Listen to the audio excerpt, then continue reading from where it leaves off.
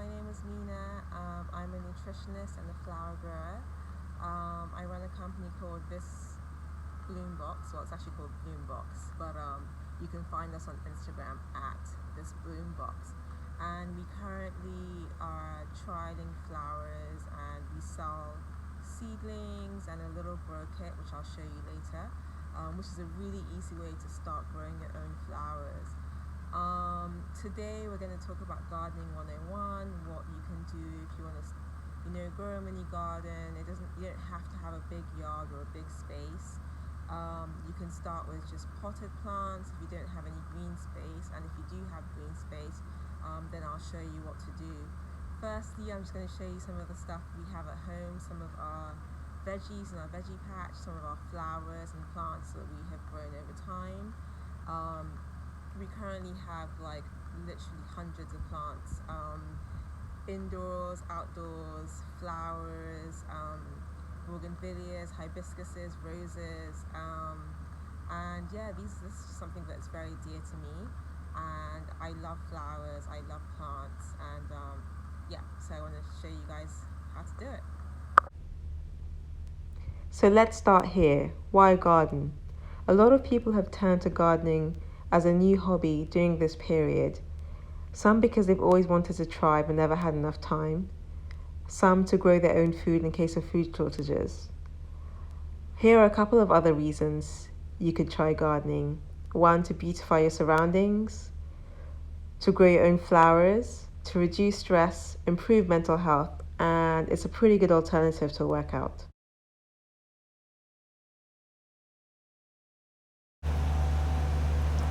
In this video, you can see some of the flowers that I've grown this year. These are sunflowers, something that I'm trialing at Bloombox. They're so beautiful. They have so many different colors, different types. They're really easy to grow, and you can see some bees hovering around. She's so pretty. So I'll show you some more other stuff. Over here are some vegetables that I'm currently growing. This is some basil, and then we've got some peppers in the back. Some of these are bell peppers. I think this is the bell pepper right here. And then we've got some chili peppers, and some habanero. This is a little weed plant, an amaranth, that just sort of grew there. Got some more peppers. We had some lettuce here where these buckets were. And this is bolted lettuce, which won't taste very nice. Got some spring onions growing along, some kale, some more basil, some beetroot, some more kale, different type, and some mint, which hopefully will cover this whole space soon. Now that you've seen some of the flowers and veggies that I grow in my garden, let's get dug in on the technicals. What plants need? Very simple: water, adequate sunlight, soil, and nutrient. And here's what you're going to need to get started. The items to be planted, so seeds, seedlings, or plants. If you're sowing seeds, you will need seed trays or any other suitable container, like plastic cups that you can punch holes in the bottom, or empty egg crates. You'll also need various tools for digging, transplanting, weeding, and pruning. Another thing you'll need is nutrients for the plants, either in the form of literal plant food, aka fertilizer, which can come in a liquid format, granules, or crystals. Depending on the type, you can literally put the granules straight onto the ground, or some of the fertilizer you have to mix with water before applying to the plant itself, i.e. a foliar spray or pouring at the base of the plant. Alternative nutrients for plants also come in the form of compost and manure, which is slow-release organic matter that release nutrients into the ground over time and help your plants grow to be strong and healthy. Plant food is very important for flowering plants especially, as they require more nutrients to grow big, beautiful blooms. You'll also need a form of how you can water your plants, so i.e. a can, a hose, a spray gun, maybe even a jug for potted plants. You'll need a sprayer to mix your pesticides, which can be organic or inorganic. Google, because you'll need to ask questions, and there are plenty of gardeners who have probably grown the types of plants that you want to grow. You'll also need a happy disposition and a touch of patience. A happy disposition because it's supposed to be fun, a touch of patience because you'll probably make lots of mistakes along the way. Okay, here I have some basic gardening tools. I've got my secateurs, which I use to just trim off thick branches. I've got my gardening scissors for smaller twigs when I'm pruning. I've got my gloves. I've got like a trowel, a fork, and this is what I use when I'm transplanting. I've got a spray bottle, which sometimes has water in it, sometimes has a neem oil solution to spray away bugs, and other times has just things that I use to basically keep pests away. Okay, so that's a very basic if you're going to do things yourself and you have a small garden. When you're ready for planting or seed sowing, it's great to learn more about the types of plants or seeds you're going to plant or sow. How much sunlight does this plant need? How much water? When do I transplant my seedlings? Can I directly sow these seeds into the ground or a pot? You can use Google or alternatively ask the seller of your plants or seedlings for tips. For seeds, all you need to do is read the instructions carefully. There are also a lot of videos and resources on the internet to help show you exactly what to do. Don't know where to start? Here are a couple of heat-loving flowers, fruits and veggies that grow really well in Nigeria. Marigolds, sunflowers, hibiscus, some herbs such as basil, coriander. Rosemary and thyme also grow really well here, but it's probably best to buy the plant as they take a long time to germinate and grow. Peppers, tomatoes, okra, watermelon, citrus plants, there's loads. And if you don't have a garden, that's fine. You can grow all of these things inside pots, grow bags or raised beds, and some flowers and plants do really well indoors, and you can also grow those in pots or on the windowsill, so like certain herbs like basil, coriander, parsley, dill, you can grow on your windowsill. So very quickly going to run you through one of our products that makes it very easy for you to grow your own flowers at home. It's called the Flower Grow Kit. Here is the Flower Grow Kit by Bloombox. Inside here are some seeds, seed starter instructions, plant labels, and the little trays which you can plant your seeds in. Okay, here's some of the stuff inside the kit.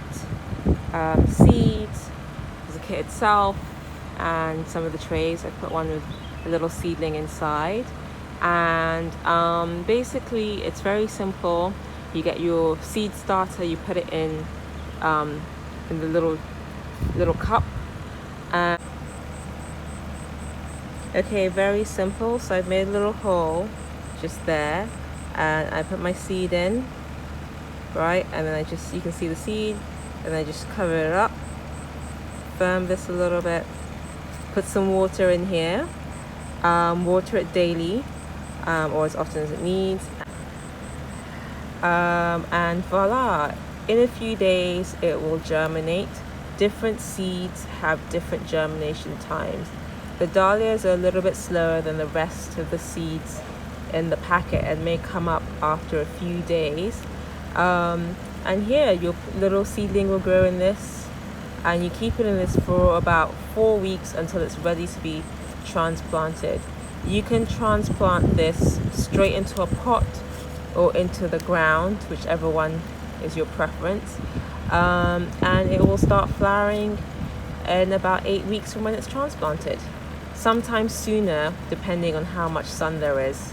So in dry season, the flowers tend to flower a lot faster, and in the rainy season it can be a bit slower because there's not as much sun.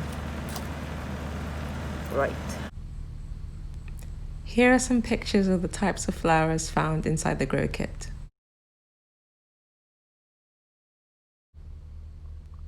So your plants are probably doing pretty well and growing nicely in the ground or a pot.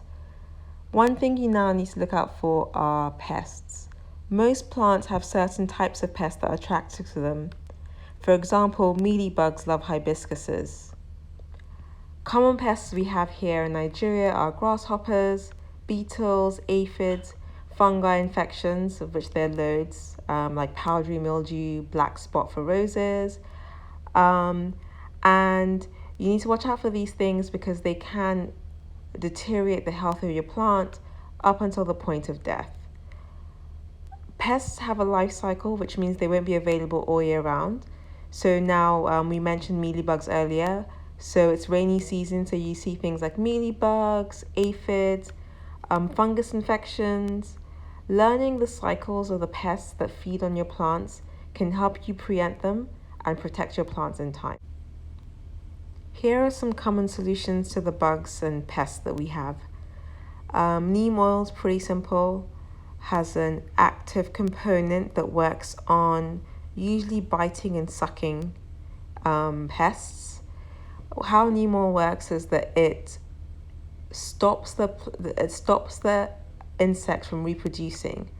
So they bite the plant, they take in the neem oil, and they don't have any more children. So over time, it reduces the amount of pest population you have in your garden. Another way that it works is by deterring certain pests from landing on your plant in the first place. The smell is pretty horrible to them, so they don't come anywhere near your plant.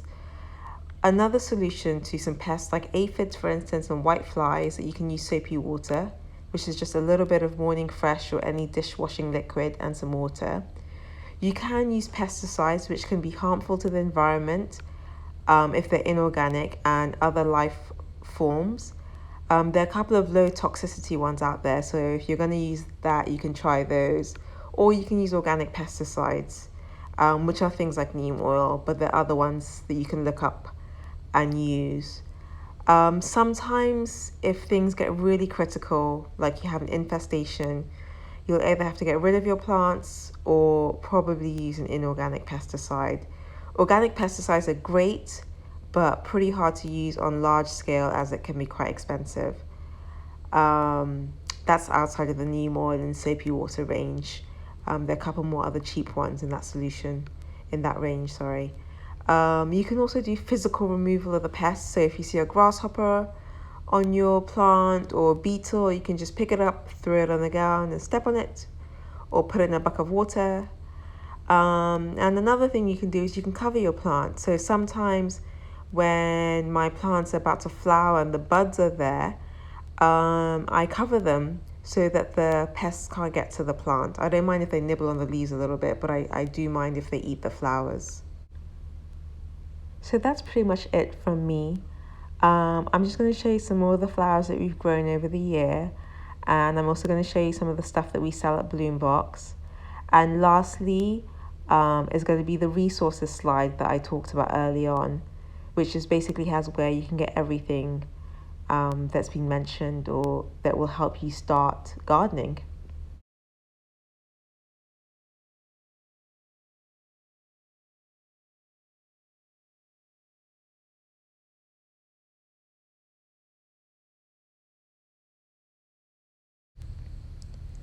Thank you for tuning in to our Gardening 101 session. Here are a couple of items that you can purchase from us to help you get started. Our flower grow kit, which has everything you need to get you started on growing your own flowers. We also sell seeds. We currently have 6 different types of flower seeds in our collection: sunflowers, zinnias, marigolds, dahlias, cosmos, and sweet peas. And we'll be adding 3 more next month.